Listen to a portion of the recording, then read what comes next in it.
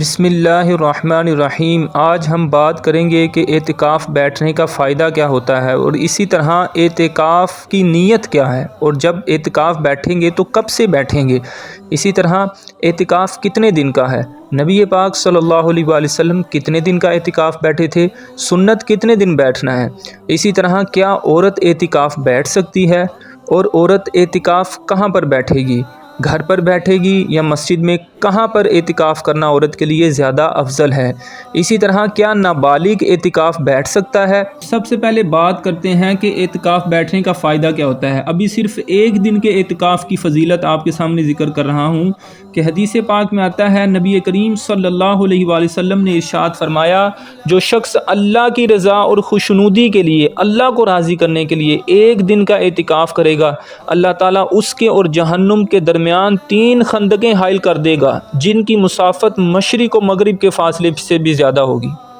اسی طرح اعتکاف پر بیٹھنا سابقہ تمام گناہوں کی بخشش کا ذریعہ بھی ہے۔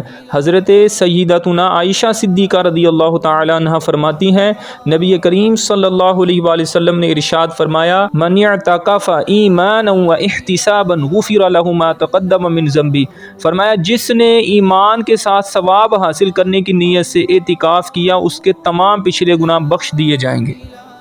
اسی طرح ایک حدیث میں آتا ہے جس کو حضرت مولا کائنات علی المرتضیٰ شیر خدا رضی اللہ تعالی عنہ روایت کرتے ہیں کہ نبی پاک صلی اللہ علیہ وآلہ وسلم نے ارشاد فرمایا، من اعتکف فی رمضان کان کحجتین وعمرتین، فرمایا جس نے رمضان المبارک میں 10 دن کا اعتکاف کر لیا، وہ ایسا ہے جیسے 2 حج اور 2 عمرے کر لیے۔ اور اسی طرح اعتکاف کی فضیلت کے حوالے سے حضرت سیدنا حسن بصری رضی اللہ تعالی عنہ سے منقول ہے، فرماتے ہیں کہ معتکف کو ہر روز ایک حج کا ثواب ملتا ہے۔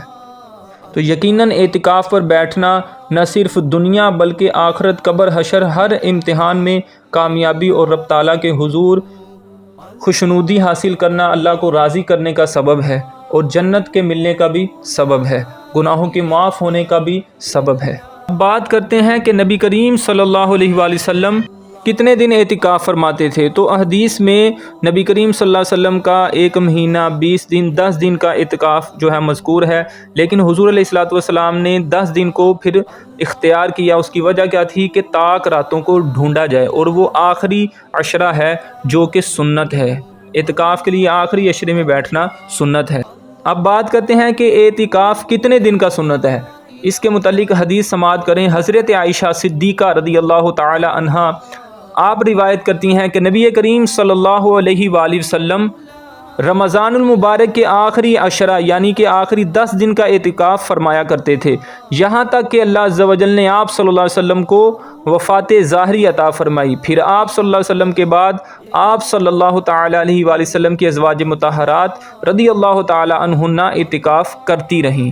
یہ حدیث مبارکہ صحیح بخاری شریف میں موجود ہے، جس سے یہ بات ثابت ہوئی کہ اعتکاف جو ہے آخری عشرے میں کیا جائے گا، اور یہی سنت ہے۔ اب بات کرتے ہیں کہ کیا نابالغ اعتکاف بیٹھ سکتا ہے۔ جی ہاں، بالکل نابالغ اعتکاف بیٹھ سکتا ہے، اس میں شرط یہ ہے کہ وہ سمجھدار ہو، تو اس صورت میں وہ بھی اعتکاف بیٹھ سکتا ہے۔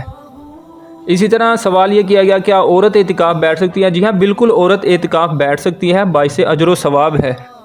اسی طرح عورت کا کہاں پر اعتکاف کرنا زیادہ افضل ہے، مسجد میں یا گھر پہ؟ تو یاد رکھیں کہ عورت کا گھر میں اعتکاف پر بیٹھنا یہ زیادہ افضل ہے۔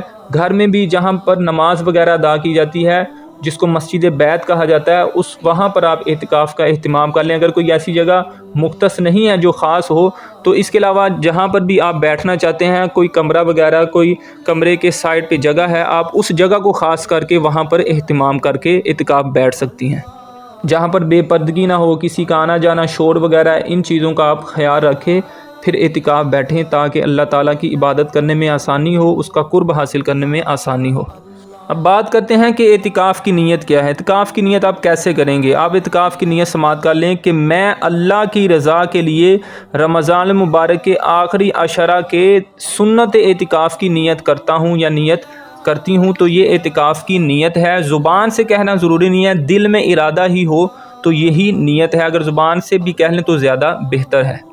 اب بات کرتے ہیں کہ اعتکاف کب بیٹھتے ہیں، اس کا وقت کب شروع ہوتا ہے اور کب ختم ہوتا ہے۔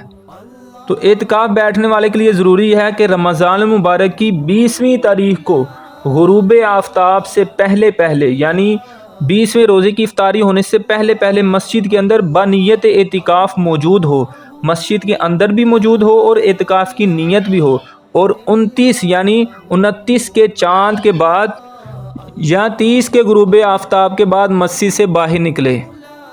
اگر 20 رمضان المبارک کو غروب آفتاب کے بعد مسجد میں داخل ہوئے تو اعتکاف کی سنت موقدہ ادا نہ ہوئی، بلکہ سورج ڈوبنے سے پہلے مسجد میں تو داخل ہو چکے تھے مگر نیت کرنا بھول گئے، یعنی دل میں نیت ہی نہیں کی تھی، تو اس صورت میں بھی اعتکاف کی سنت موقدہ ادا نہ ہوئی۔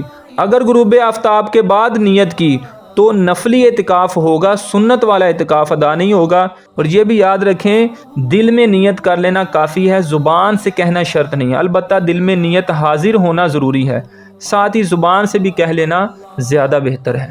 اللہ تعالیٰ آپ سب کی عبادات کو قبول فرمائے، اعتکاف بیٹھنے کی توفیق عطا فرمائے اور اعتکاف کو قبول فرمائے، اور جو لوگ کسی مجبوری کی وجہ سے، گھریلو مجبوریوں کی وجہ سے نہیں بیٹھ سکے، اللہ تعالیٰ آئندہ سال میں ان کو مدینہ شریف میں اعتکاف بیٹھنے کی، مدینہ میں حاضر ہونے کی توفیق عطا فرمائے، آمین۔